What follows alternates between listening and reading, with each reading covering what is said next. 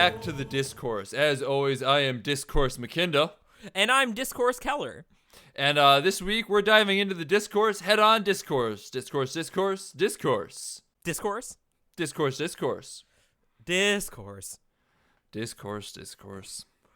We're talking Star Wars again, aren't we? We're talking Star Wars again.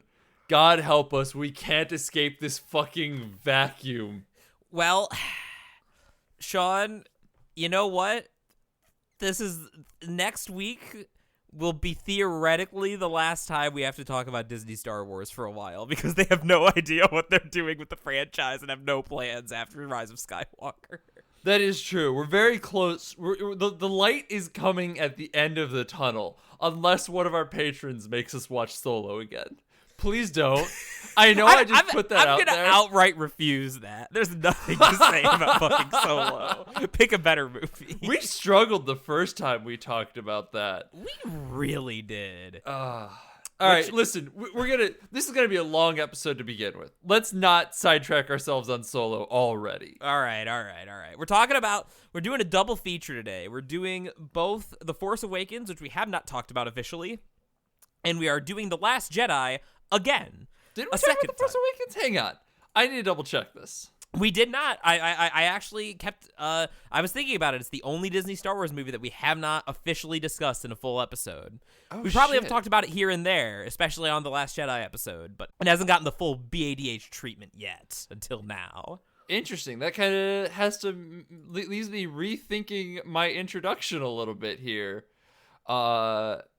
Because I definitely thought I was going to talk about, like, last time we said this, we talked about this, but there wasn't a last time. There never was. There never was. We did Rogue One technically twice, and now I was going to say 3 times, but yeah, just technically twice. Oh, true.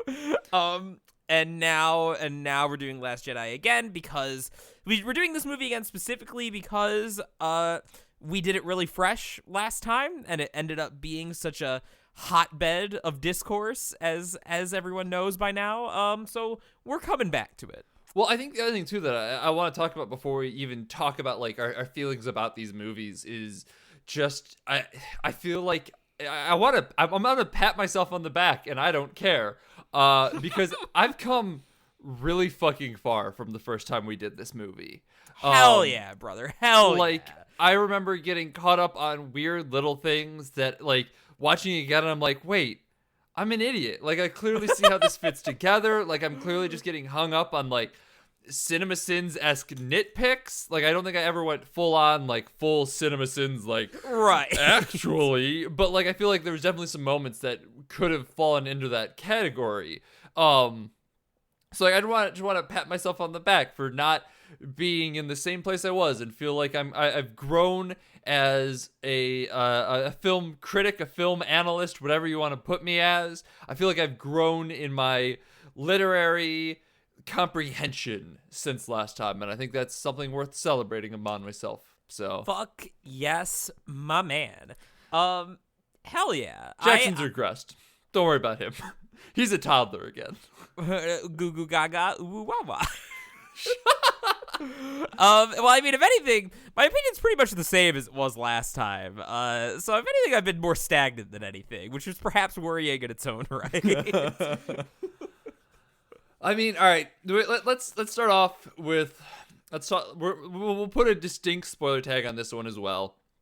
But let's talk impressions of The Last Jedi. Do we want to do Last Jedi first? I fucked up. I get these two. I am a nightmare when it comes to keeping track of what Star Wars movie is what number. I did, in fact, mean Force Awakens. Okay, all right. I was going to say that, because that's going to be the much easier conversations. Force Awakens is so fucking mediocre. Jesus Christ. I always was, even when the movie first came out and everyone was like excited, I was always pretty down on Force Awakens. Not as much as I am now, but like in hindsight, they shot themselves in the foot right out of the gate. This was like the most bland, safe way they could have opened the franchise. They fucked up the world building. Everything that's potentially interesting comes almost exclusively from the performers, who are all very good. There's some fun action. Other than that, it's A New Hope without any of that George Lucas counterculture cred. So fuck it. It goes in the bin. I kind of chuckled at it a couple times too. Like it's got some funny moments. I like when BB-8 does the lighter thing. Yeah, you know what? I was expecting to groan at it because like that scene is like just ingrained in my brain.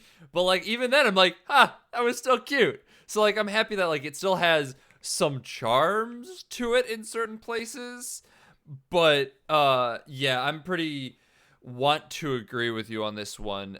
When I first saw it, I gave it I gave it a fairly big pass actually. Because at the time we didn't know what was coming next. And so I'm like, listen, this movie works really well as kind of a way to mesh the old fans and the new fans because it does feel a lot like A New Hope in a lot of ways. But also it like creates new characters and new ideas, and I'm curious to see where they go. Because you know, you gotta bring in the old fans and be like, oh yeah, look, it's just A New Hope again. But like, you know how this works. Just join us. Sit along for the ride. And you know, new fans are gonna be like, ooh, I like Rey and Finn and Poe and yada yada yada. So like, I was like, listen, it's not a great movie, but it's doing what it needs to do to get the series kicked off.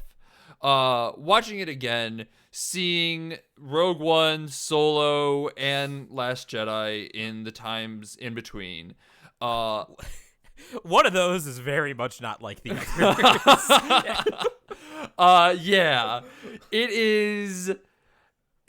It's fine, man. I mean, we're gonna have a big debate about this on the Horsies. I guarantee it, just because we've been talking about this throughout the year. In our pre-discussions about whether it's worse to be mediocre or outright offensive. And like it sounds like there should be a clear-cut winner on this. We're going to talk more about it later. But there is a mediocrity to The Force Awakens that makes it absolutely disposable.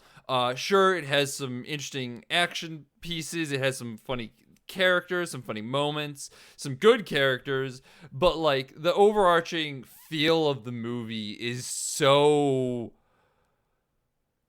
blah.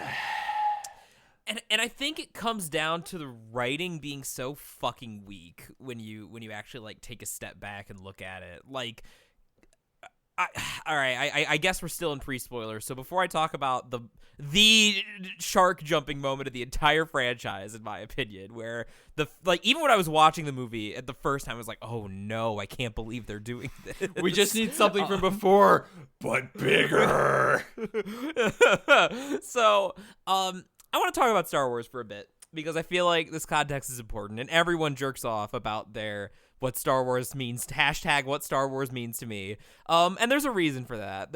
It's very unique among film franchises. I think that as far as the position it occupies, like Harry Potter and Lord of the Rings can probably compete, but those are also books. They were books first. So I feel like Star Wars is unique. Books. I got some reading to do. We're coming for you next. So I just want to say that I'm pretty known for memeing the shit out of the franchises that I'm obsessed with. Like, you know, my recurring jokes about my Metal Gear Solid, Dragon Ball Z obsessions are well documented. And this might be surprising to people because I don't reference it nearly as much. And I think part of that is just how fucking tired I am of Disney Star Wars.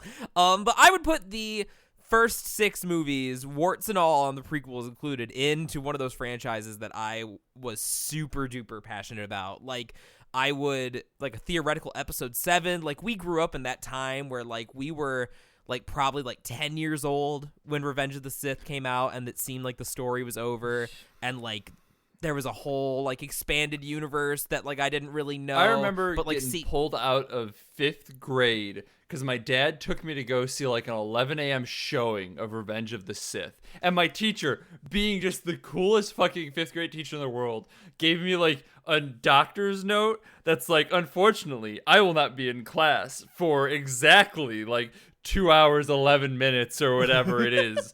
And I'm like, this fucking rules. That was such a good memory. I'm pleased your dad was that cool too, because that's what my mom did for all of Hell yeah. Even when I was like 5 years old and didn't understand what the fuck was going on in the Phantom Menace. Like, I didn't really get into the series until Revenge of the Sith came out, and there's a reason for that. It's a much better movie than the other two. But, I saw Phantom Menace like 3 or 4 times. I watched Phantom Menace a lot. Like, I remember when I was a kid, I really liked the visuals of Phantom Menace. Attack of the Clones was always boring to me. But, so anyway, like, I would like play Battlefront and like stage battles and like make up a little story about what would happen in a theoretical episode 7. Me and my friends, I burned through like 4 of those fucking lightsaber toys that it was like an Anakin lightsaber that you could press a button and switch it between blue and red for like Revenge of the Sith. I cracked through like 4 of those things because me and my friends used to have lightsaber like duel tournaments, like and meme about having the high ground and stuff. So, I'm pretty invested in Star Wars, even if I don't always show it. And so one of the things that I love so much about Star Wars that I've come to appreciate as an adult is George Lucas himself as like a figurehead, and how unique and like how much of a real visionary he is for all of his flaws. Like, I'm glad that in light of this corporate nightmare that is Disney Star Wars pumping out these shitty, mediocre New Hope jerk-offs every year, there's been something of a appreciation for what George was trying to do with the prequels. Because like, even George, do you mind if we call you George? I'm sure you're listening. So like, it's one of those things where we're familiar with your work at this point. We're gonna call you George. I hope that's all right. I'm gonna call him George. I'm a George Lucas stan. So yeah, like, obviously everyone's always talked about like A New Hope and all the stuff it did, and how it's full of like 70s counterculture indie goodness despite being a blockbuster, and how it was weird to have this big sci-fi fantasy franchise at all. So like, that's well documented. But even like, people accuse George Lucas of being like a sellout trying to sell toys around the time of the prequels, which, he is a businessman. He made his money, and that's true to an extent. But also, like, what other filmmaker, say what you will about the Phantom Menace, what other filmmaker would have made the prequel to his, like, big celebrated franchise be about space politics and tariffs on trade routes? Like, Disney would never fucking do that, and they haven't. So I respect George Lucas, Mr. Lucas, Daddy, for Daddy. I respect Daddy Lucas for being a real ass visionary, even if he's not always the greatest filmmaker. I don't think it's an accident that the movies tended to be better when George Lucas had more people collaborating, more people to stand up to him, more people to say no, other people to direct his movies in case of the last 2 films of the original trilogy. People forget that he didn't direct Empire or Jedi.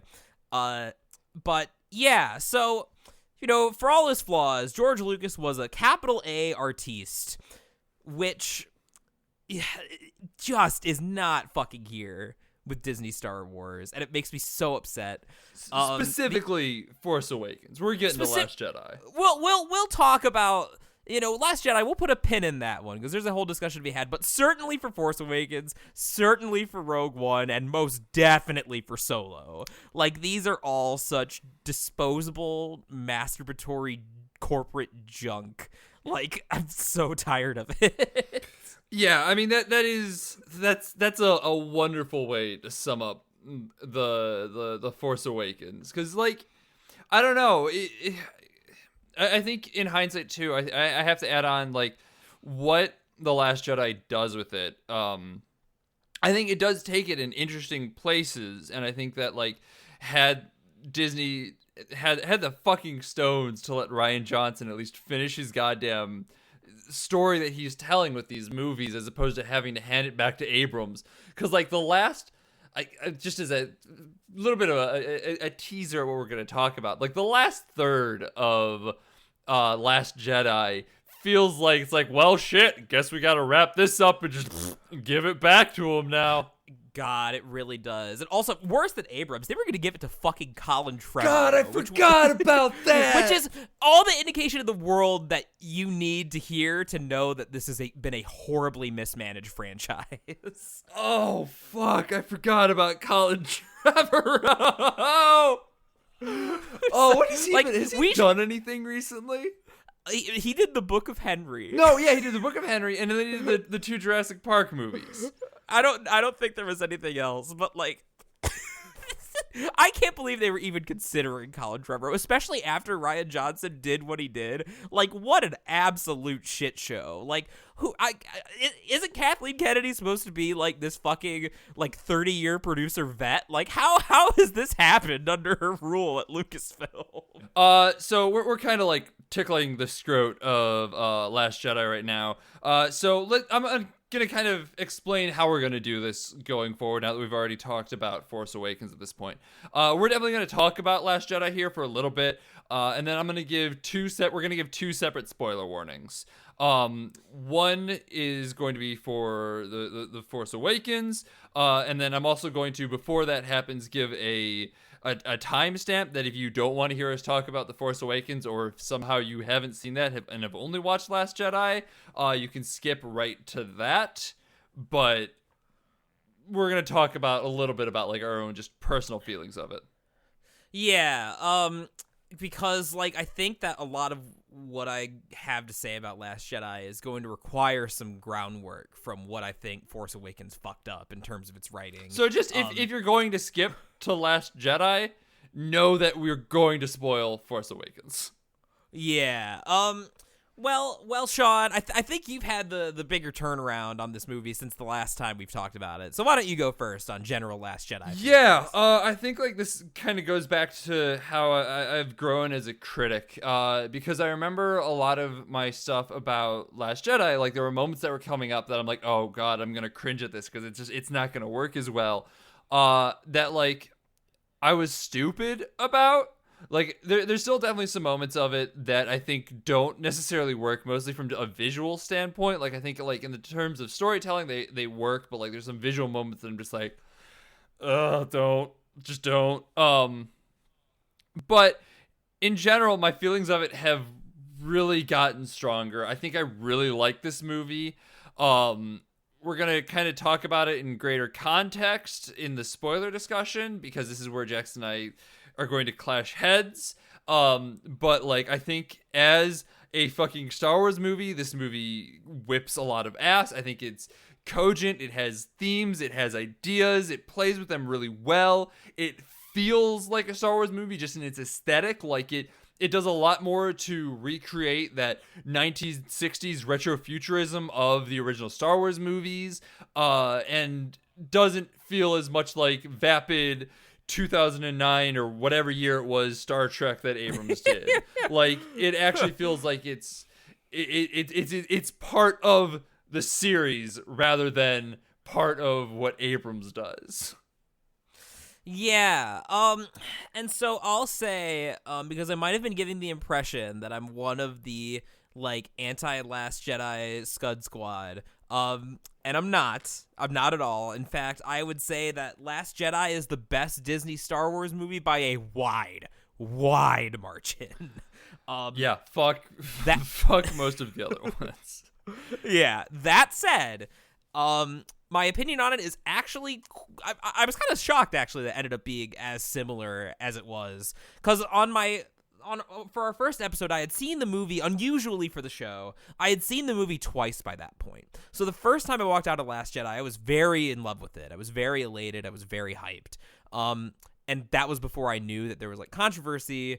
And so when I saw it the second time and I was aware of, like, the criticisms, obviously that changed my viewing experience. And my opinion on it tempered. I wouldn't even go as far as to say that I dislike the movie, but I'm more left with the feeling that it could have been more than it ended up being, both for Force Awakens plot reasons and for Disney corporate reasons. They needed to give it to Colin Trevorrow. Colin Trevorrow would have whipped that fucking script into shape. Writer of the Book of Henry and Jurassic World. But so Yeah, I am in the weird position where, like, I am more tepid about The Last Jedi, not because of the usual reasons of, like, angry old man Luke, who is my favorite part of the movie by, like, a country mile, and I say that as someone who, like, idolized Luke Skywalker growing up and, like, fucking would play pretend as, like, his apprentice and shit. I love what they did with Luke. And so it's not for any of those, like, fanboy reasons. It's more for I think that the movie has a lot of half measures, and, like, when you step back and look at it in the context of the entire series, it really doesn't do that much that the original trilogy combined with the prequels wasn't already doing. Well, I'm gonna jump in really quick and just kind of put the idea in the minds of those who might be listening to this without seeing The Last Jedi. First of all, how you doing, Mr. Lucas? But no, like I think that the question must be asked of, like, if everything has been done so many times, like, is it enough for it to just be a Star Wars movie? Like, does it really need to be that extremely different from the other ones when it is, like, there is close to the other ones that is The Force Awakens, and that it is just A New Hope again, but less good. And then there is The Last Jedi, which has some parallels to other movies, but does enough new things with it that it feels largely fresh and it's an enjoyable movie regardless. Like, I think that that's something to marinate on ahead of our discussion. I think so as well. I think that's a worthy question. And that's why, like, I'm not coming down. I honestly feel very similar to Last Jedi about how I felt about Knives Out last week. In that I'm really critical of a lot of elements, but, like, overall, I think it's enjoyable and has a lot of merits too. So let take that how you will, I guess, especially for such a, like, discourse ass movie like The Last Jedi. Like, that is the thing, is that, like, even though Jackson does seem to fall, like it sounds like he is like, oh yeah, fuck The Last Jedi. We need to stress that is not what he is saying. It was actually kind of shocking because, like, I didn't spend too much time looking around, like, Star Wars Twitter, but I was curious today, and I found myself, like, reading some of the, like, hyperbolic, like, histrionic shit that people write about The Last Jedi on, like, the Scud side, and I'm like, oh my god, like, grow the fuck up, dude. Jesus Christ. Yeah, like, no. So I'm definitely not one of those people. I think that some of those criticisms that some of those people bring up are valid, but, like, anyone who says that The Last Jedi is the worst Star Wars movie is a fucking moron. I'm just gonna say. And honestly, I will agree with you on that one. When you have Solo on the table, yeah. When you have Attack of the Clones on the table, like, you can make an argument. Like, I think I'm slowly becoming a Phantom Menace apologist. So, like, you could make an argument for Phantom Menace, and I would actually put Revenge of the Sith above Last Jedi. I'm gonna plant my flag there. But, like, so you can make an argument for, like, the other prequels. That's like my fucking putting AVP above fucking Aliens. It's true. I would love to do a whole episode about Revenge of the Sith at some point. But anyway, but, like, yeah, Solo or, like, Attack of the Clones, which is a nothing of a movie where Anakin hates sand. Like, Attack of the Clones is, like, as bad as The Room. That's my hot take. Yeah, there's some stinkers out there. So yeah, if you unironically think that The Last Jedi is worse than Solo or Attack of the Clones, what are you doing with your life, man? It's also just worth noting, because you did indicate that there were some points that you agreed with. It's more like thematic criticism. It's not like, there's a WOM in my Star War. How could that happen? No, I am saying that purely because there's enough Star Wars fanboys out there that it's possible one of them will stumble on this episode and be like, yes, vindication. And if this ever gets out, we need it on record. That is not what we are saying. Yeah, so like here's an example, right, of sort of what I'm talking about, is that like a lot of people hate the whole like Admiral Holdo subplot for very blatant like don't put the SJWs in my Star Wars reasons. I'm pretty critical of that plot in a lot of ways, but mostly because I think it's weird that a Star Wars movie, again, like the OG like counterculture blockbuster, comes down so hard on the side of like obeying authority. Like, it doesn't feel very Star Wars to me, but that's very different from saying the lady had purple hair so she likes feminism. Right. Bad. God, I can't believe they put Laura Dern in a Star Wars movie. How could this happen? But yeah, we're already. I think we tickled the balls enough on this one. Shall we dive back into mediocre land? Let's get this should be quicker than the other one because I feel like we're gonna jerk this off quite quickly. So before we dive into spoilers, next week we're gonna be talking about Dark Waters. It's like a law drama starring Mark Ruffalo about like oil companies in Cincinnati and West Virginia. Speaking as someone whose great grandmother's house that she lived on for decades was bought up by an oil company in Kentucky, I've got a very personal stake in this one. So get ready for that. Obviously, the week after that, we're going to be talking about the next Star Wars movie. But for now, let's talk Force Awakens. I got it right. And then if you want to listen to our Last Jedi talk, skip ahead to 51 minutes, 51 seconds. All right, let's do this. Let's do this. Do you want to start with the shark? Do you want to just jump that shark? Let's jump that shark right now. Starkiller Base is the most low IQ plot element that's ever been put in a Star Wars movie. And I say that including Jar Jar Binks proposing sweeping legislation in Attack of the Clones. This is for me, like I remember my experience with Force Awakens very clearly, and that like I really like that intro scene with Kylo Ren's introduction and Poe and Finn, like I think that was all really interesting stuff. And Rey's introduction, like the first third of this movie, I really like actually. It's because it's all character stuff, and the characters in it are pretty solid.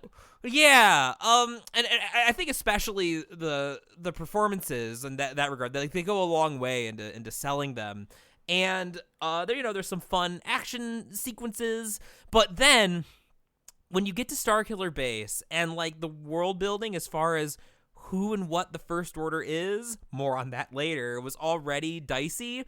When they blow up 5 planets at once with their new Death Star, I couldn't believe what was happening. And like that's where I knew, I'm like, oh no, this is literally just New Hope again, isn't it? We're doing this again. It's the most fucking like basic, how do we up the stakes? Oh, just make it blow up more. And I remember because they blow up the Republic capital, which like at first I thought it was Coruscant, which almost would have been ballsy because like that was a memorable location from the prequels that's well established. It's not Coruscant? It's not Coruscant. Oh, it's even worse than you think. Yeah, I always thought that was Coruscant. It's the Hosnian system. Oh yeah, it is, isn't it? Yep, it's not Coruscant. Coruscant's not part of the Hosnian system? No, I actually went and looked this up the first time this happened. I'm like, did they just blow up fucking Coruscant? Then when I found out they didn't, I was extra mad. Okay. Because that would have at least been ballsy. Yeah, that would have been a risk instead of blowing up 5 unnamed planets. Like, the reason that fucking it works in A New Hope is because we have established that Leia is from Alderaan.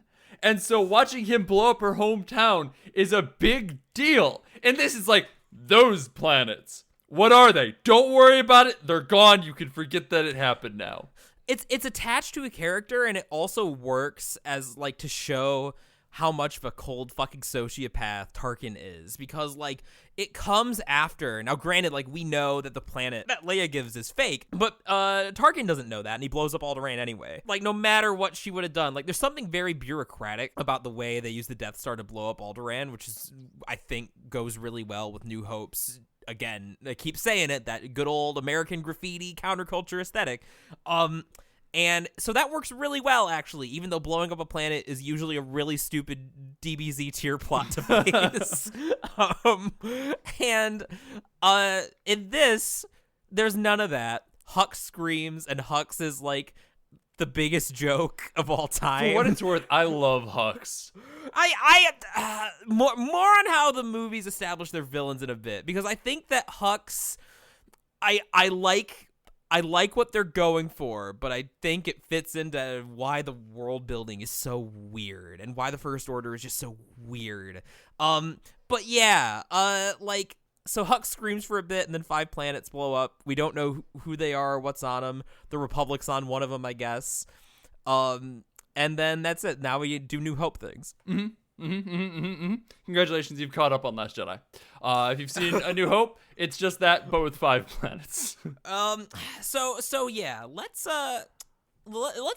talk about the world building and the setup a bit, because this always rubbed me the wrong way. I always hated this about Force Awakens, and I think this decision was the single biggest limiting factor, and I think what made them like shoot themselves in the foot right out of the gate. So if you think about what Star Wars is, like, there was a very conscious attempt to course correct back to A New Hope, as we've been saying. This is not a new observation, but the thing about Star Wars is that, like, you know, with the prequels, they were going outside of the rebellion empire dynamic, and there was room to do something even different from that, with, like, you know, the rebuilding of the Republic, and you know, presumably some Empire sympathizers, some dark side, like, terror cells out in the galaxy, which is what they kind of present the First Order as at first. But, like, when you stop and think about it, it's like, okay, why is Leia leading a rebellion when she is working with the fucking government? Like, wouldn't that just make her part of the military? And I know that that's a really, like, nitpicky point, but it's important to me because it sets up this whole tone where, like, for some reason, the First Order is this big, imposing, like, Empire tier threat that can blow up 5 planets. So they're worse than the Empire. Like, even in Empire Strikes Back, which, like, you know, the beginning of Last Jedi is comparable to, like, the Empire, it's kind of like a reality ensues moment. Like, they blew up the Death Star, but the Empire's still this enormous thing that's after them, so, like, they have to escape. Like, they get really fucked up in the Last Jedi. So, like, how big is the First Order? And, like, why did the Republic not have, like, a galaxy-wide military to combat this? Why are we down to just Leia's, like, 5 ships? And it's just super weird, because the answer is because we needed the rebellion empire dynamic again to make people like Star Wars again, because people didn't like the space politics in the prequels, even though that was one of the most interesting things about them. And so I think it also plays into the fact that, like, all of our villains are treated like such fucking jokes, which is fine. There's some good jokes, and I like that. Like, one of the best things about Kylo Ren is that he's like Hux. He's a good joke. Yeah, no, I know. Like, I love some of the things at Hux's expense, like when Snoke, like, drags him around the fucking, like, cabin. And so, but, like, it creates this weird dissonance where, like, it's kind of the reverse of the Empire, and that, like, the figureheads of the Empire, you know, the Emperor, Tarkin, Vader, were all, like, scary, like, cold, ruthless, like, hyper-competent people, but things keep fucking up because of your, like, rank-and-file, like, idiot stormtroopers and that sort of thing. Whereas here, it's like the stormtroopers and the military are presented as, like, deadly effective, but every single leader of the First Order is a fucking moron. It's just such a strange dynamic, and then, like, to be led to believe that, like, these are the guys that have somehow wiped out the entirety of the New Republic already from nothing, basically. It's just so strange, and it just feels like I normally don't harp on, like, you know, this doesn't make any sense at all sort of things, but, like, the fact that these plot elements that don't make sense serve only to basically hit the reset button on the whole, like, political and dynamic of the world really rubs me the wrong way, and I've always hated this about Force Awakens, and I think that the baggage that this decision carries over into Last Jedi is a lot of what limits that movie's potential in my eyes. The baggage of the world building is absolutely harmful to The Last Jedi, but like even just like the ending and like the actual story that it brings as well is just such well trodden ground that basically you're just handing the next director, the next writer, Rian Johnson, like, hey, just make episode 2. Or not episode 2, the second movie. You fucking ugh. But like it's just like just do it again. That's all you have to do. Just do it again. Like it's such a shitty thing to do. Yeah, like I honestly can't believe it. Like Rian Johnson's been on the record as saying like, "All right, guys, like, so what were you setting up here in Force Awakens?" And they're like, "We don't fucking know." And it's like, "Are you kidding me?" His fucking magic box bullshit. I know it's so crazy, and like, then people get upset when The Last Jedi is not like what they expected because of course it's not. There was nothing to pay off. Like, Force Awakens did such a bad job setting up the franchise, and that I compare it to Game of Thrones. Like, a lot of people are mad at Season 8, right? And mostly understandably so, because Season 8 was a bad ending. But as Lindsay Ellis famously said in her video, the writing being bad was foreshadowed by the writing also being bad in earlier seasons. And that like Season 7 was already such a clusterfuck that like there was no recovery to be made at the end there. And that's how I feel about Force Awakens, in that they have like the few things that they maybe have, which is basically like, you know, the new characters. I feel like they're put into a situation that's so, even though like the actors are all charismatic, I feel like all the characters end up feeling pretty underwritten to me. Like, not that they're bad, but underwritten, I think, is the word I would use. Because like remember when the whole fucking Rey Mary Sue thing was a thing. Yes, I wish I. Which Discourse, I think discourse. Which I think I don't think. I think if you're being a good faith like critic, I don't think you can make that claim about Rey in The Last Jedi. I think that there's plenty of shit that she does wrong, because that movie's about failure. But I think one of the things that people were latching onto that was maybe slightly more legitimate in The Force Awakens was just that like there's not that much going on with her character.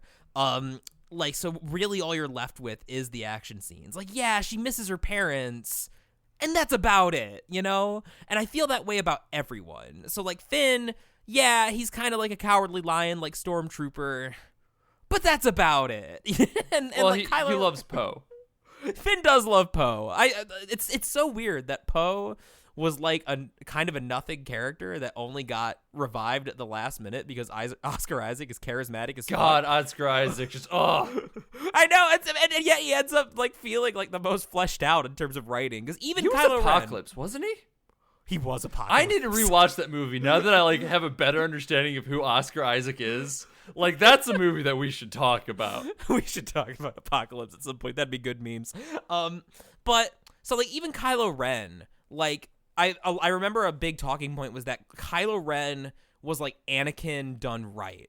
And like after watching it again, I think it's just flipped. I think that Anakin, like in terms of the script writing, in terms of like the core concept of the character, was actually really solid and a really interesting sort of like fall from grace type of deal. Whereas like Kylo Ren has the opposite problem in that there's almost nothing to his character as written aside from being a Darth Vader fanboy, but Adam Driver's performance and all the little like tangible details are so much stronger than what Hayden Christensen. Yeah, you get just such a sense of like anger and anguish and internal turmoil, just like from just small things he does, small reactions. Yeah, like Anakin felt like a whiner. Kylo Ren feels like a psychopath. Like it's a big difference. Like Adam Driver's performance is really good.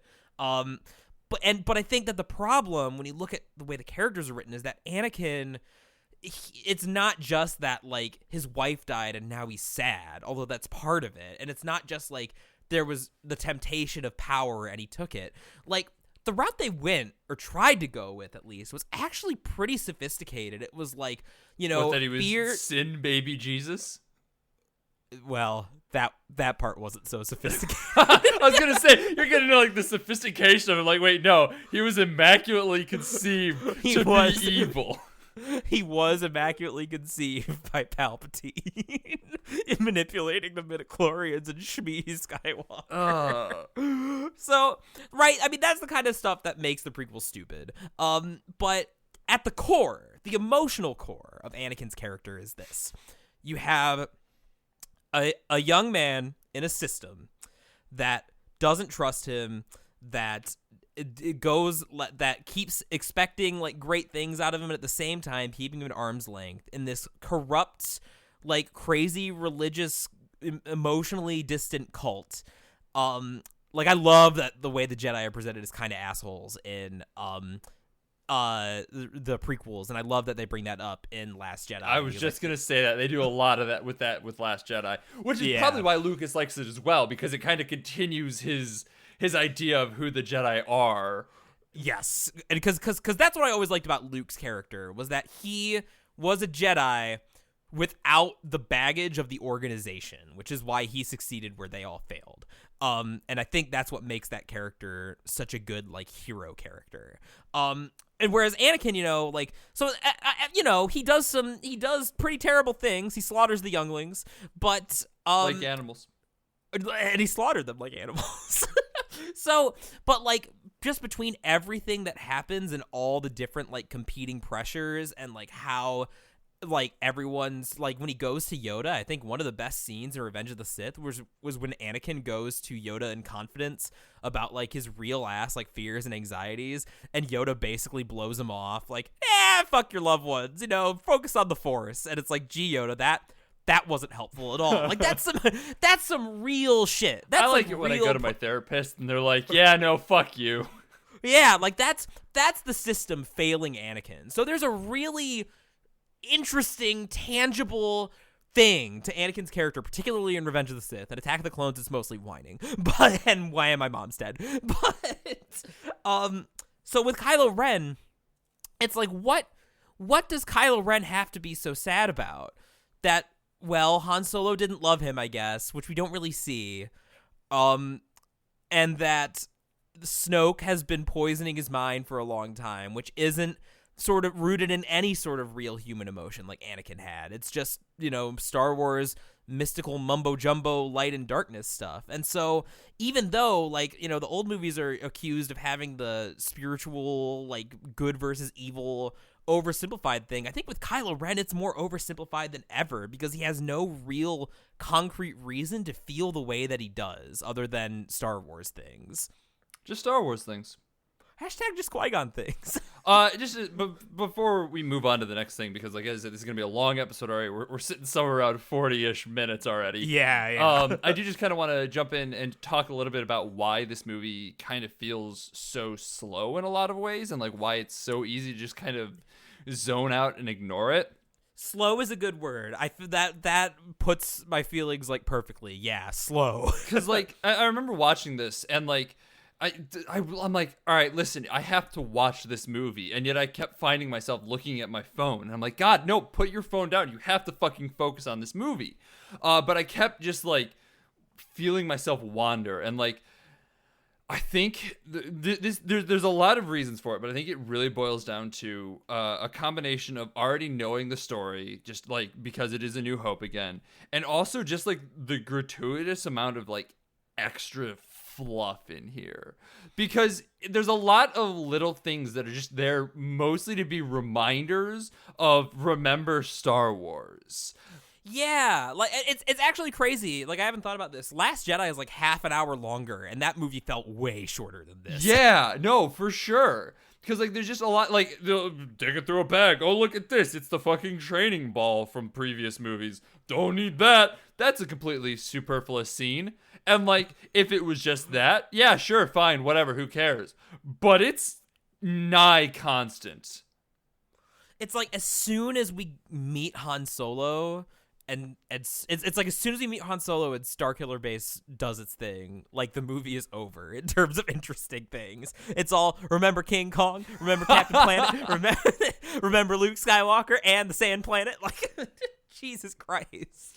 Like, there's just a lot of just constant superfluous things. It just needs to be trimmed down a little bit, and I think it would be an all right movie. But as it is, there's just so much extra stuff that makes it feel really slow. It will kill any pacing it might have had, and it just is like, all right, yeah, I know what this is. I'm just gonna look at my phone instead, and okay, cool, something's happening again. Time to pay attention again. There's also just so much stuff that, like, and this is just part of the Abrams mystery box bullshit. Was it weird to you? Like, because I always felt this about Force Awakens, and like, I'd say that maybe this is them doing something intentionally, but I think one of the weirdest scenes is when they give Rey Anakin's lightsaber, and Maz Kanata talks to her like she's fulfilling part of some grand Joestar legacy, even though that doesn't make any fucking sense, considering that who she is revealed to be in The Last Jedi is not a fucking Skywalker. Yeah, I mean, I think that's why I've always kind of given it a pass, because like I was just like, I assume that there's a setup, and I mean, even then, like, there might be some stupid fucking Abrams might just be like, just kidding, I'm putting that mystery back in the box and I'm pulling out a different answer with the final movie of the trilogy, which if that undoes a lot of Last Jedi, which it will, I'm going to be very upset with. I mean, Emperor Palpatine is back. That's all you need to know. I mean, there's a possibility that Palpatine is back in like a flashback type of situation, much like this lightsaber scene or something. So like, I'm holding out hope that like maybe it's more of a reference to like the crawling evil of the past or something like that. Like, it actually, like, that wouldn't necessarily be a bad thing in conjunction with The Last Jedi, of like the evils of the past catching up. Because like you ignored the themes of The Last Jedi or something like that. So hey, listen, the way I'm talking myself into this, I'm getting excited about it. All right. So like, I have no faith in Abrams as a storyteller, so I'm waiting for Palpatine to rise from the wreckage of the Death Star as a ghost and scream and shoot lightning everywhere. I mean, that is more likely to happen, but the point remains, like, I'm trying to withhold judgment. I'm trying to be better about not like being, oh, this is gonna be trash as soon as I see something, you know? Like, that's fair. I feel like that's a big thing here, is like, it just kind of, if I'm going to talk about like my improvement before we dive into Last Jedi and like where I've kind of grown as a film critic. Good segue. Fuck yeah. Is like, I feel like when we first started doing this, I was still watching a lot of Red Letter Media, which I'm kind of, I feel like they're not necessarily bad critics per se, but I feel like they're focusing on things that are overtly negative about things and really kind of coloring opinions before going into movies. And they're funny guys, but I think that like desire to see the comical side of things ends up playing into like the meat of their reviews. Yeah, and so like I would get more caught up in like shitty things like that, and like I feel like if I was still watching them be like, oh, ha ha ha ha, they said the thing, ATSTs type of shit. Like, yeah, there's a point to be made with what you're saying, but like, in focusing on that one point, you're missing some of the grander spectacle or the grander elements of the movies. Yeah. And so like, going into Last Jedi again, now that I've focused more on like actual critics and actual video essayists rather than comedians with a side of film criticism like latch on, and like, that's not, once again, it's not to say that they don't occasionally make good points. There's a lot of decent points made throughout their content, but they have some issues. I have issues in how they present it.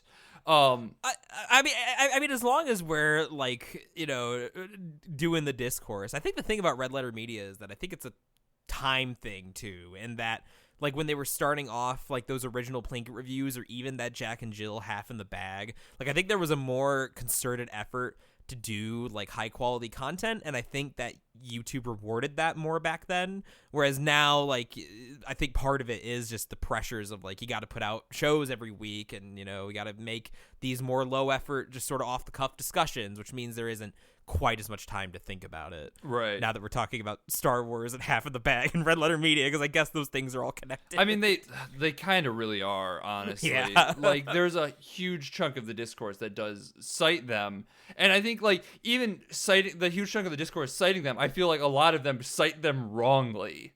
Like, there's so much of it that, like, watching their videos is misunderstood about what they're saying, and instead people use it and then twist it to fit their own worldview. Yeah, because, like, the Plinkett videos of the prequels in particular, those are really funny, and a lot of those funny moments come from, like, making the little, like, memes with the editing of, like, showing, like, small contradictions and kind of nitpicking. But, like, when you get to the meat of what, like, the thesis of those videos were, like, aside from kind of the funny, like, extraneous bits, like, there was a lot of valid criticism in those videos, but that's not what people tend to remember. Yeah, and I mean, like, basically that's what I'm getting at here, is, like, at the time, like, I would have been watching all about, like, the trailers and the reactions, and they're, like, clapping and laughing at, you know, oh god, Palpatine's back, what a fucking shit show. But, like, that's not constructive, you know? Like, that's setting expectations when expectations, you know, should be more developed on your own, I would argue. Like, you know, when you have someone to reference, it's way easier to be like, yeah, right? The next movie? Jerk off.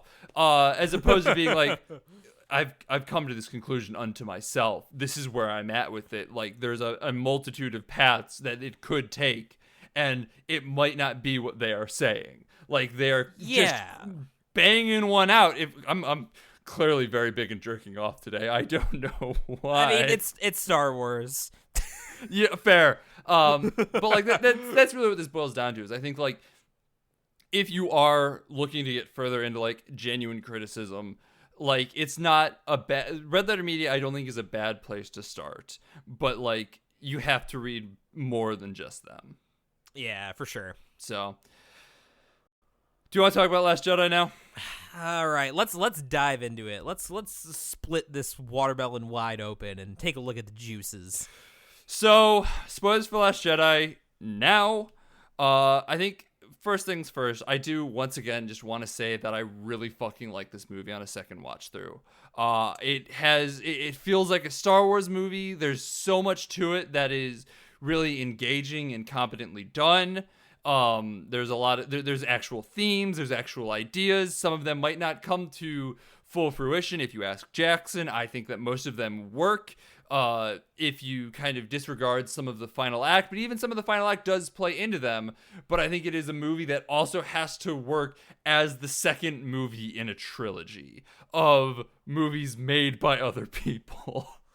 Yeah, which is why I'm actually disappointed that Rian Johnson didn't end up. They were gonna give him a trilogy. I would have been watched really the interested. fuck out of that. I know, that's really sad to me, and, like, I guess part of it's just they don't know what they're doing with Star Wars, or, like, Rian Johnson just doesn't want to deal with all the, like, harassment that he got. Can't blame him for that one.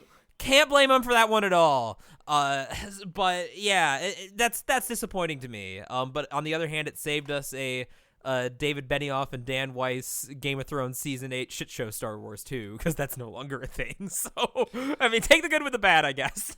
Yeah. But yeah, so I'll say this to be positive before we go into my issues.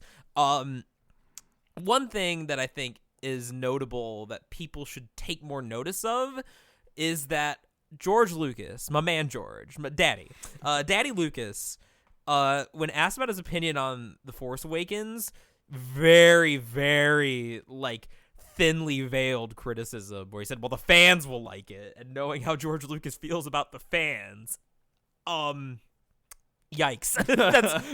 That might have been the most yikes thing he could say while still being diplomatic about The Force Awakens. Like, before the movie came out, when I saw that he had said that, I was like, oh no.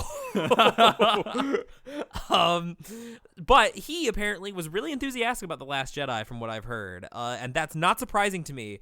I do agree with you that it feels a lot more in the spirit of Star Wars without, you know, just completely regurgitating everything. I think there's a little bit of thematic regurgitation, which I suppose is better than just regurgitating everything. And that's what I was referring to in the beginning when I said to marinate on this stuff. Is like, I even if you do want to say it, I will 100% argue that at least there's something to this movie because someone might not have seen the originals, and at least they're going to get something out of this one. That's a fair point. That's 100% a fair point. Yeah. So I suppose like where I start to split off here, and where I want the movie to be a little bolder, and I understand that it can't, which is why fuck Disney. But, is that I think that the movie has a nasty habit, or what I'd consider a nasty habit, of like turning to the camera and directly stating a really interesting idea with a line of dialogue and then not following up on it in any sort of meaningful sense. So like here's a good example. The Casino Planet. Everyone hates the Casino Planet, and it didn't bother me as much this time. No, it didn't bother me at all, actually. Yeah. But one thing that does bother me about the Casino Planet is I think that I think that again, this is the kernel of truth to what is otherwise a lot of like racist and misogynist gnashing of teeth about the Rose character, is that like there's a lot of moments in here, in this sequence in particular, a lot of those like turn to the camera and like, you know, kind of state a thing without really doing that much work to make that commentary meaningful. So like, you know, you have the Casino Planet, and I do like the bait and switch where like they do like the big hive of scum and villainy, and it turns out to be like a ritzy casino instead of, you know, Mos Eisley Cantina. That was clever. And but I think that like when we get to particularly towards the end, where like, you know, Rose is talking about like all of these people here are arms dealers selling weapons to the First Order, and then Benicio del Toro's character is like, oh, let's see who this was, and it turns out they like sold the X-Wings too, and it's like, you know, maybe there are no like good guys and bad guys, but like that statement's just kind of left there. That sort of like questioning of the resistance or the rebellion's motives is never really questioned, because I feel like the rest of the movie is so much more black and white on like the First Order, bunch of genocidal fascists, and you know, you have the scrappy resistance, even though in theory they are like the legitimate military. So like there's maybe a point to be made, but you can't make that point because Force Awakens fucked up the world building. Yeah, that would make a lot. That would work a lot more, wouldn't it? It would. And like, like, oh god, I wonder if that was like the original intent. Like if at some point Abrams had it be like more of that feel, and so like when Johnson got the fucking script for it, it was like, okay, I can work with this, and then just through revisions, like he couldn't really write out that character or that line, or like he wanted to keep it in for one reason or another. And so like it just kind of it's an interesting statement, but one that's never fully explored.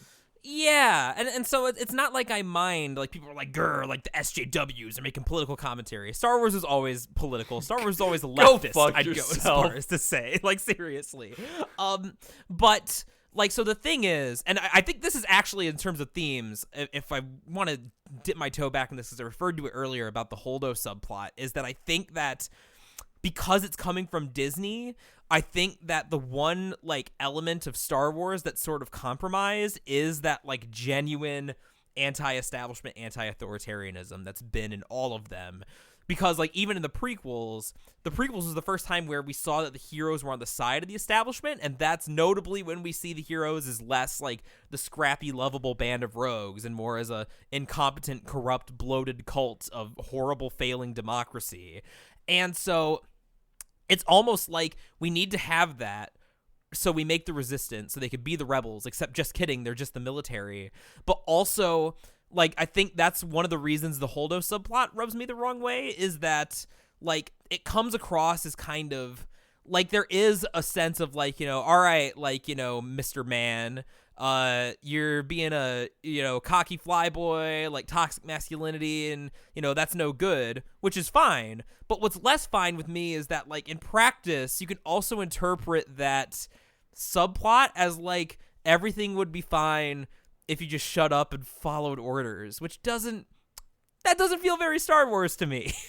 You know? No, yeah, I mean, that's honestly a fair point. I think I would argue that, like, there's clear indication that it's not the way it's intended to be taken.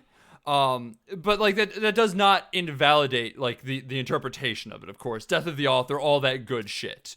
Yeah. But like I think it is kind of worth at least logging away in your brain that might not necessarily be the intention of it.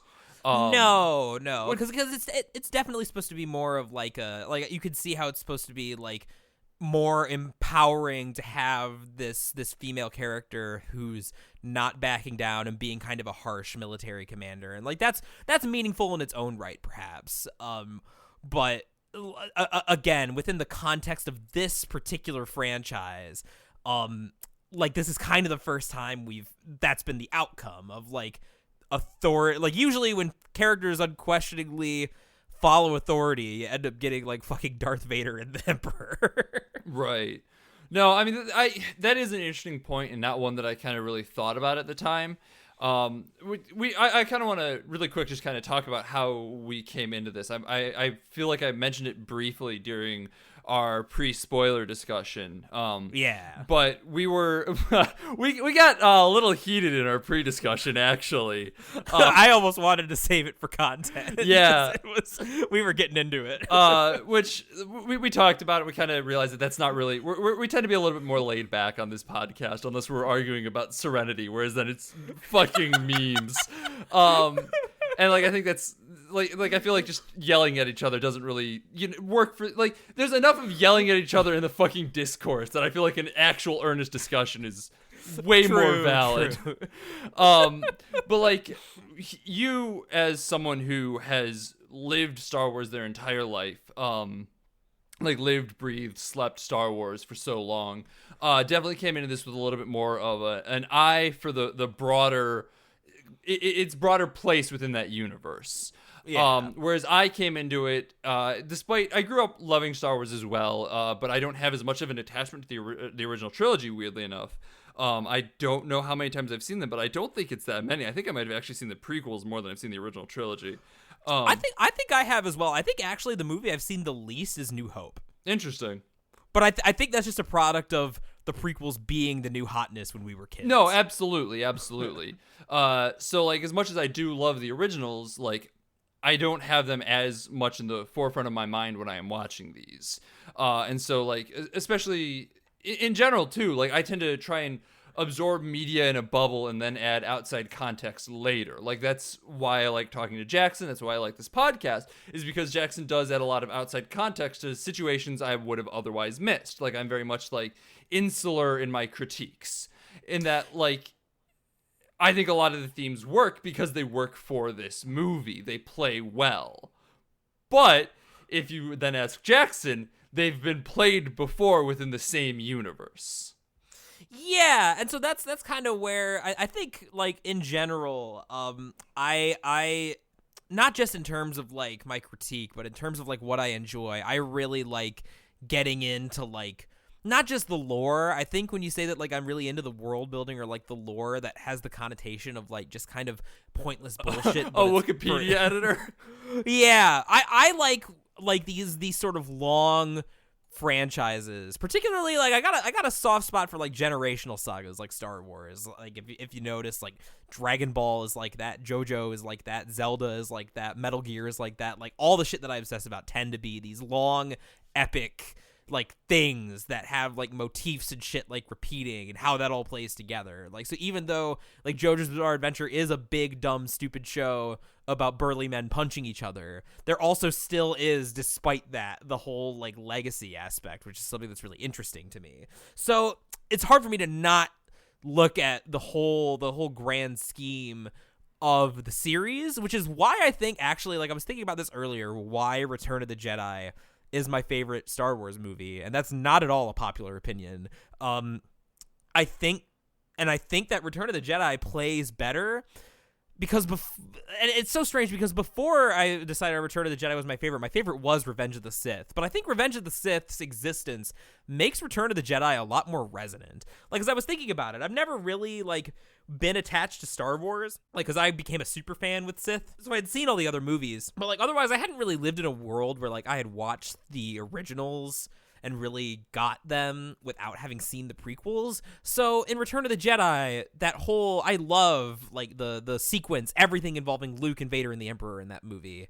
And I think so much of that works because you have that contrast from Revenge of the Sith, where like that theme of, you know, the sins of the father not affecting the son, the new generation rising up and, you know, not making the same mistakes as the previous generation. I don't think that plays as well in a world where there is no prequels, because it plays a lot more just like Vader sad that the Emperor's torturing his son, which is still there, of course, but with the new. It's so reductive, and I love it so much. I think the word "sad" is the part that really gets me, because it just like understates how much is going on in that moment. It's just like, yeah, man, I had a bad day. I'm kind of sad. The Emperor tortured my son, and that makes me a sad panda. But you know what? It's taco night, so I guess everything's okay. Oh no, I can't eat tacos in my Bacta tank. Anyway, but like that, there's that extra subtext that's more prominent of like Vader realizing that Luke is the better man between the two. That's some really powerful stuff, and I think that's what makes Return of the Jedi such like a good conclusion to me, whereas a lot of people look at it and go like little Ewoks. And so how does all this relate to The Last Jedi then? It doesn't. It's all a fucking ruse. The podcast is over. I just let Jackson talk sometimes, and then I just end the podcast. Just cut it off before I can make an even bigger fool of myself. So, the thing about The Last Jedi is that there is also a big focus on that, you know, let the past die and let the next generation take over, you know, okay boomer, basically. Yes. Which is great. Like that's a fine ass theme. And I actually I remember feeling like I liked that the movie was challenging me. That like I ultimately really like what they did with Luke's character in this, but like that was not an intuitive thing. Like that was something I kind of had to come to terms with. So I really like that about this movie, that it is genuinely challenging in some ways. But because it's Disney, there are other ways where I think that it ends up being a half measure in a lot of ways. Like, we'll say an interesting thing. We'll really tease out a really potentially cool idea. I think the peak is when Kylo kills Snoke, which I'm completely in favor of. Fuck Snoke. I don't know why anyone wanted to solve that particular mystery. Because it's a reference to the last one. God, no. I watched this with Sam, who I am slowly dragging through the Star Wars trilogy. She refuses to watch the original trilogy, just out of like a stubbornness. And like, I'm not one of those people that are like, oh God, you have to watch them. I'm never gonna like force her to watch them in any way, shape, or form. But like, just kind of coincidentally, I've been like, all right, I'm gonna watch this movie, and she's like, all right, I'm home. I guess I'm gonna sit here and watch it with you. And so like, when Snoke showed up, she watched the last Force Awakens with me a year or two ago, and was kind of like, doesn't remember everything. But then, you know, Snoke shows up in this one, and she's asking questions like, who is he? What does he do? What's his deal? And I'm just like, I don't want to say anything because I don't know the answer. If I said I don't know, it kind of betrays the point of the movie. So I'm just like, don't worry about it. Watch the movie. Yeah. Oh my God. It's like I'm so glad that we are not lingering on fucking Snoke. Honestly, like if you're gonna have a character like Snoke, you may as well just bring back fucking Palpatine. Yeah. Oh no. Absolutely. So you know you have that moment where you know the big expectation subverter, Snoke gets cut down, and Kylo turns to Rey. And he's like, let the past die. Fuck the rebels. Fuck the First Order. You and me, babe. We're gonna be like cool force wielding badasses in a completely new paradigm. And this is the villain saying this, mind you. And I'm just sitting at the screen and I'm just shouting at Rey. I'm like, do it. Come on. Let the past die. I completely agree. And like, this is something that we 100% said in our last time we talked about this. Actually, we did talk a little bit about one thing. I'm sorry, this has been bothering me because I'm like, I swear to God, we have talked about the fucking Force Awakens at some point. We talked about it a little bit in our last Jedi episode. Yeah. Okay, because I'm like, it's been bothering me for an hour and 10 minutes now. But no, that's definitely something that we talked about last time too, and it's something that I do 100% agree with. I think, like, as a thematic conclusion to everything, letting the past die in that way would be the most satisfying thing in the fucking world. It is absolutely, it's an interesting idea. It's truly the death of your father's Star Wars, your parents' Star Wars, what have you. It introduces a whole new system that will allow for brand new stories, brand new tales. Like, that is a fascinating way to do it. But they had to give it back to Colin Trevorrow. They had to give it back to Colin Trevorrow, and Kylo Who Ren. I do not trust with that idea. I don't trust Colin Trevorrow with Jurassic Park, let alone some like grand space morality play. Yeah, and like so, and then when this is the turning point of the movie for me, where I start to get a little bit more down on it, because then I think there are a lot of ways where you see the movie kind of pull back on some of what it was saying. So, like, here's another example. I actually really like quick, the scene. Straight up, I'm gonna cut you off here because I want to talk about this. Give it to me, Daddy. This movie feels like the end of a trilogy.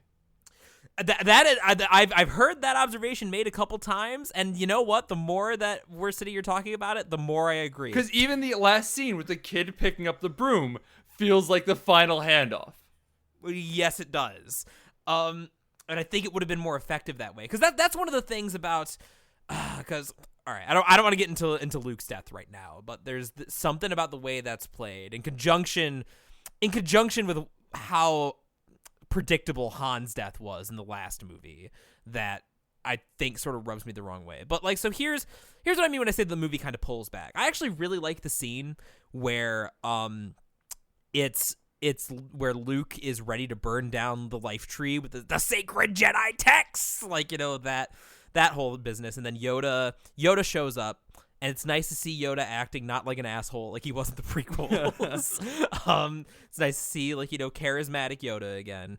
And Yoda burns the tree and says, there's nothing in those books that you didn't even read, you know, you boomer, that Rey doesn't already know, which is great, which is like, you know, Luke, he may be a Jedi Master, but even he needs some guidance from Yoda, and Yoda is, you know, telling him, like, it's time to let go. Like, they're kind of sharing a moment. I really like that scene. Problem, Rey already took the texts. So. Yeah, that kind of undoes that a lot. Like, that was the thing that I didn't even catch until the second watch through, because it's a really quick shot that I'm like, was that the fucking text from the tree? And yeah, it was. It's weird. And that's what I mean when I say that the movie, there's a lot of things in the movie that feel like half measures to me that I think makes, like, if we're talking about, like, if we're making comparisons, which, you know, I can't help but do, I think makes Return of the Jedi a stronger, like, passing the torch story. Because there's also, so with Luke's death, if we're talking about Star Wars trends, one of the reasons that Han's death felt like such an eye roller to me was that it was so predictable, and that, like, you know, he's clearly set up as kind of the mentor Obi-Wan character of that movie, and this whole movie is a remake of A New Hope, so we need him to be cut down by the Darth Vader character. And so that's a big Star Wars thing, like that happened to Qui-Gon, like, he's the hero with 1,000 faces. And so one thing that I really liked, the one thing about the finale that I really do like is how Luke handles Kylo. I like that. It's badass, for one thing. It fucking rules. It slaps. It's great. And I love that he does it. That it feels very Luke Skywalker that he finds this, like, pacifistic way to completely humiliate him. And so it's strange to me that, you know, he's going to make this grandstand showing that kind of subverts your expectations of what the normal Star Wars thing is, which is Mentor's going to show up and get cut down to make a point for the new generation. It's happened with Qui-Gon, it's happened with Obi-Wan, happened with Han, it's going to happen here. Which isn't true, And then when he has like, the cleverer thing, which gives you maybe room to do something more, he just sort of evaporates into the ether. So it's this moment of like, we're twisting around what you'd expect from Star Wars, but then we do the Star Wars thing for seemingly no reason. And I get that. Go ahead and make your counterpoint, because I know what the counterpoint is. But. Well, I wasn't even going to make a counterpoint about this particular scene. Because, yes, on the grand scope, once again, in an insular situation, this works from the standpoint of, yes, it's passing the torch on to the next generation, all that good stuff. It's a fantastic moment within this movie, but still feels like it just kind of like, bleh. Like, that's the thing. I'm not going to argue with you about this scene. I told you that there's a couple moments in this movie that I think still struggle. I think Leia flying back to the ship still struggles, not because, like, oh, she's not force sensitive or whatever. No, she has every right to do that, but because the scene itself looks goofy as hell. Yeah, she shouldn't. I mean, like, I was happy. I remember when it first happened, I was happy that Leia got to do some cool Force stuff, especially in light of what happened with Carrie Fisher, which is really unfortunate. That, like, obviously it's really unfortunate that she passed, but it's really unfortunate that they seemingly had a plan to do more with Leia, and then just reality couldn't let that happen. No, yeah. Because Leia's one of my favorite characters, like, then and now. And so. Yeah, but no, I completely agree. It was nice. It was cool that she at least got to do one Force thing, but the fact that it was like Gokuing through the air was a little goofy. Yeah, the visuals of it were not great. And I will kind of mirror that sentiment with Luke's disappearance. So it feels really, as I said, it's kind of like a floof. It's done and it's gone. Which, I mean, there's an argument to be made that is kind of like how this movie works in general. Like, you expect some big grand thing, and then it's just not what you expect. And like, there's a peacefulness to it of him just like fading away and accepting, that death is inevitable, yada yada yada. But like, just from the visual storytelling of it, it's so underwhelming. Like, there's got to be just like something more that can be done with it. But the thing is, I can't think of it. I wouldn't be surprised if no one else could, in a way that would even further betray what the movie is doing. I think like this, they did the best with what they had, but yeah, it just still doesn't land super well. I think the other thing too is that I think that having two daddy figures do the dramatic Star Wars death 2 movies in a row, I think Han's death, already not a great scene, kind of undercut what could have been more powerful here, with like Luke looking at the setting suns again, and passing the torch. Like, I think that if we hadn't already hit that beat in Force Awakens, and again, this is where maybe the comparisons are getting me too hung up on, but I'm like, oh, all right, bye, Dad. That's not you, Mr. Lucas. You're still allowed to stay. We're talking about the metaphorical dads, not you. Yeah. Please sit down. Sit down, George. I implore you. I'll make you some tea. But yeah, and so the other thing too is that I think that because now Luke's gonna have to come in and play whatever role Leia was gonna play, which again, real life sort of made the circumstances weird and unfortunate. Well, I'm curious to see too how much they got filmed of her role before her passing, because she definitely has like a couple shots in the trailer where she's there and doesn't look uncanny valley, so I assume it's actually her.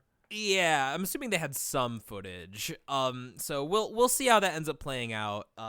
That's just a hard position to be in, especially when it comes to like even just a matter of like tastefulness and respect. I mean, they've shown no tastefulness or respect before. Look at fucking Grand Moff. Well, I mean, that in their defense, that situation was a little different, but just if only because it wasn't so fresh. Death has an expiration date. That's for being fair, tasteless. considering there is that movie that they're like want to bring James Dean back in as a hologram for or something. Yeah. But I think the other thing too, more so, I think what makes it feel like a half measure is that, like, if the movie is going to challenge me, if the movie is going to say, okay, boomer to me, say, okay, boomer to me. Don't spend the last scene having the stable children jerk off how great Luke Skywalker is. I know Luke Skywalker is great. I grew up with him. I want them to be spitting legends about Rey, because Rey was growing up on, the other concrete thing about her character, aside being sad about her parents, is that like she grew up on legends of like the rebellion and the Jedi, and so Luke was already that to her, and she's had to wrestle with that, like not meeting up her expectations. So now, like, I think that this theme tracks a lot better to me if Rey is the one that gets the moment. Like, Luke can still like help out and do something cool. But the fact that the kids aren't starting Rey's legend feels like a big misstep. And like, remember how I said during the Knives Out episode that like it felt like with the rich guy, like Rian Johnson was saying, "Oh, just kidding, like we're not all bad, like please still respect me." That's kind of what this last scene feels like with Luke to me. And that like, don't worry guys, we still love Luke Skywalker, please don't be too mad at us. Yeah, I mean, I can definitely see that, but once again, like, my question lies in, like, where's the studio meddling? Like, that's the one thing that we'll never know, and so, like, it's one of those things, too, where I feel like, depending on who you ask, is where they're gonna put the studio meddling on. Like, yeah. I don't even know, like, theoretically, there could be absolutely no studio meddling in this. Like, I highly doubt that, but it is theoretically possible. So, like, for me, I'm like, okay, it makes sense why they would want them to talk about Luke there as, like, a final burst of reverence for him, given his passing. But, like, then again, it could also just totally be Rian Johnson doing exactly what you're saying. So, I feel like, even as I say it, dropping studio meddling as an excuse is flimsy. Yeah, no, and like there's definitely no way to know, but like I guess my thing is like just that the scene itself, again, it feels a bit like a half measure, and that's why the last bit of this movie, just doesn't really do it for me, in that like it feels like Kylo goes from the fact that Kylo immediately solidifies himself as like a member of the First Order and doesn't actually like stick to his character development, because I think his writing's a lot better here than in Force Awakens. But like the fact that he immediately sees his power just to go back to the old mold, instead of like, it might have been interesting if he was like a rogue third party in the conflict now. That's disappointing to me. And that does, as flimsy as it is, feel like something that like he would just never be allowed to do. Oh, 100%. Yeah. Like, you gotta have a Sith Lord. You can't have like, the factions be too complicated. I mean, it is a kid's movie at its heart. Yeah. So was the Phantom Menace, though, and that was about space taxes. You know what? Fair point. Oh, what a nightmare. I know, and I guess that's just my big thing, is that I feel like I'm just at a disconnect with Star Wars now, because like the influence of Disney is inescapable, and that I think that,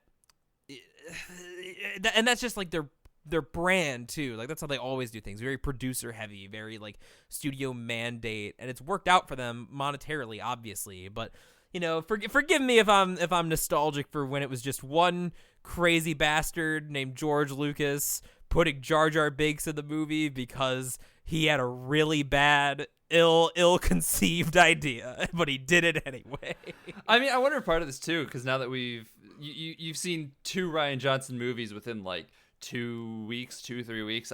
Time is a nightmare. I don't remember any of this anymore. And like at this point, I have thoroughly enjoyed both of them, albeit with some minor complaints, and you have enjoyed them with some more major complaints. So I wonder if it's just like Rian Johnson as a director doesn't click for you as a director, as a writer. And I mean, like, that's a perfectly acceptable thing, No, I was thinking about that too, actually, because like this is going to be harsher, harsher than it maybe has any right to be, but like this is where my mind was at. But like what I was thinking of when I was just done watching the movie, I'm like, Rian Johnson, I respect what you're going for here, but you ain't no George Lucas, And depending on how you feel about George Lucas, that could be real bad.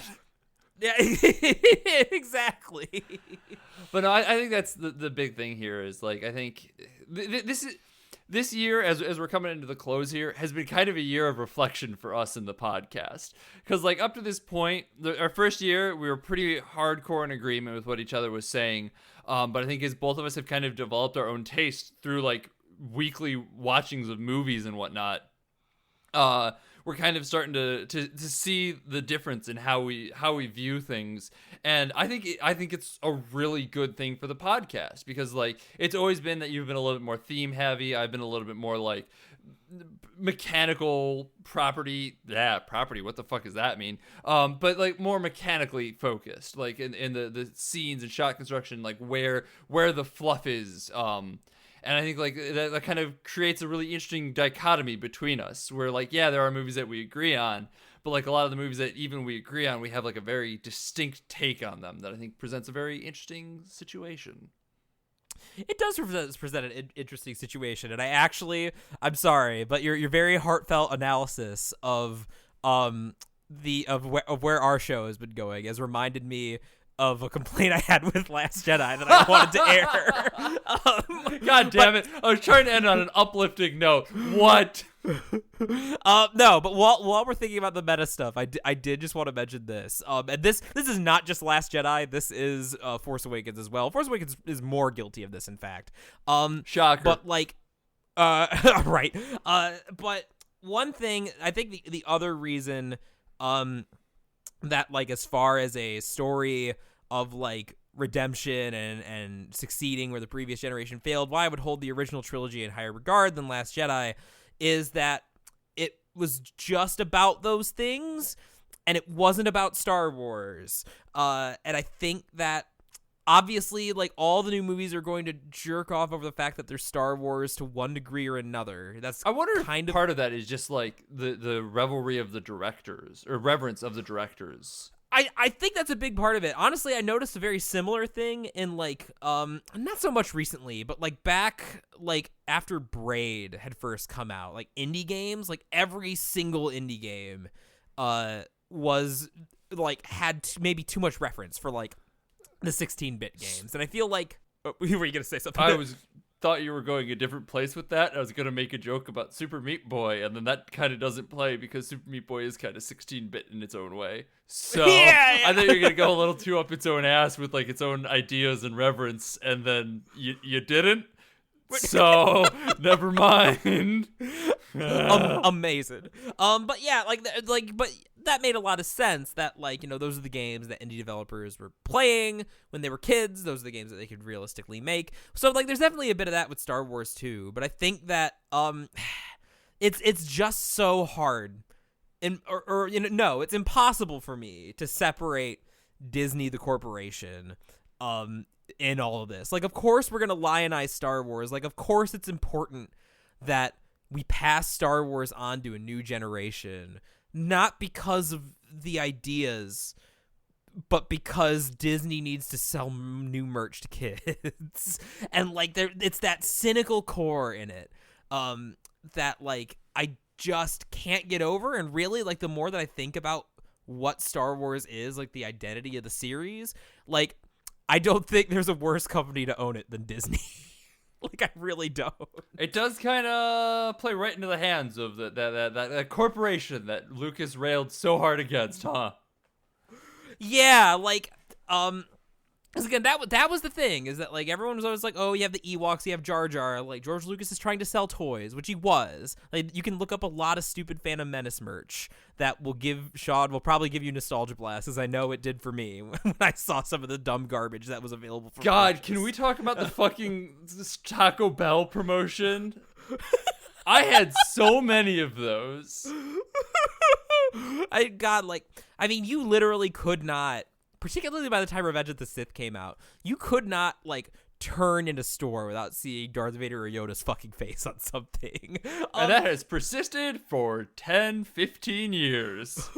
Yeah, give or take. But the thing about that is that, yes, George Lucas was a businessman. And he did put those considerations into his movies. But that kind of stuff never felt like it was motivating the actual story. Like, you'd have some side characters, or you'd have like a race of cuddly Ewoks to be in there, but like even the Ewoks are like, that's still kind of going along with some of the general like motifs of Star Wars, and that, like, you know, Vietnam is a big touching point for the series, and that part of at least what he says he was trying to do with the Ewoks was show how like a small underpowered force through guerrilla tactics can defeat a big empire, like, you know, what happened in Vietnam. So like even the Ewoks, merch driven as they are, like still has that going for them as part of the story, whereas it's so hard to, when you see Disney and when you see them just like not having a real plan, not giving it to like changing filmmakers like every 3 seconds when it doesn't match up with like their profit motive and their bottom line. It's just hard for the outside politics to not enter into it for me. And it's so hard for me to separate the influence of Disney, especially like this has been a pretty anti-Disney year for me after fucking Lion King and a lot of other stuff. It's the Fox buyout in particular. Like, it's just so worrying that this company, whose practices I would almost call like anti-art in a lot of ways, has become so dominant in like major films. Which, you know, there's always going to be stuff like The Lighthouse. There's always going to be stuff being made that's like smaller scale. Like, real movies aren't going anywhere. But as someone who loves stuff like Star Wars, who loves when you can have a big, fun blockbuster but still have a level of sophistication to it, that worries me when I see less of that from Disney's productions. But to be fair, The Last Jedi had more of that than your average Disney production, so I'm at least happy about that. How is your soapbox? It's a little too soapy for my taste. Let's wrap this up. All right, let's get it out of here. So yeah, that's been our Redux. I hope it was enjoyable. I hope it was interesting. I hope it was something and not just us rambling for an hour and a half. But it was probably just us rambling for an hour and a half. I've been Sean McKinda. You can find me on Twitter at Sean_McKinda. You can find me on Twitch at twitch.tv/Helpless_Skippy. And you can find my writing over at 25yearslatersite.com. I've got an article coming out or came out. There's a ton of stuff that I'm doing over there. It doesn't fucking matter when it's coming out. Just go read their stuff. And I'm Jackson Keller. You can find me at twitch.tv/JacksonJKeller. Probably not this week, because I actually have been doing this episode with my wisdom teeth out and my mouth all stitched up. So pour one out for me, guys. That's why it's late, too, by the way. Yes, that is why it's late. And if you do want to yell at us for the episode being late, you can do so on Twitter at BADH_cast. It's also where we'll tweet out updates like, hey, sorry, the episode's going to be late because Jackson got his wisdom teeth out. So go follow that if you want to keep up to date with that. And if you want to yell at one of us more directly, the best way to do so is to join our Discord. And the way to do that is by joining our Patreon. At only $1 a month, you get access to our patron-exclusive Discord, where you can give us suggestions, yell at us, all that good stuff. $5 a month gets you access to our bonus episodes. They've all been absolutely wonderful fucking episodes. Go give them a listen. They're great times. They're great episodes. And at $10 a month, you get the ability to request bonus episodes. Whatever the fuck you want, we will watch it, we will play it, we will do it. Whatever it is, as long as it takes less than 20 hours to do, we'll take care of it. And you also... And you get a special shout out from us here. Thank you so much, Travis, Julia, Mom, Aunt Summer. Thank you so much. I hope you guys have enjoyed. I hope that it's worth your money. Thank you for cash. It's nice, especially when you're unemployed. We'd also like to thank Loads the Highway for the use of our theme song. It is Suicide Alternate Take off the album High Octane Low Expectations. They're a wonderful band. You should go check them out wherever you can. See them live. Go stream their music. Go buy their music. Whatever you have to do, go listen to them. They're great. Also, thanks to 25yearslatersite.com for having a little button of us on the side of their website. It's a great website full of people who are way more talented than I, doing a bunch of way more talented writing about wrestling, TV shows, movies, you fucking name it. They've probably talked about it, including interviews, reviews, critiques, analysis, whatever the fuck you want. They probably have it. You should go read their stuff. Please, they're great people. Next week, as we said, is going to be Dark Waters. It should be a different episode from this, if nothing else. West Virginia, Mountain Mama, take me home. Bye.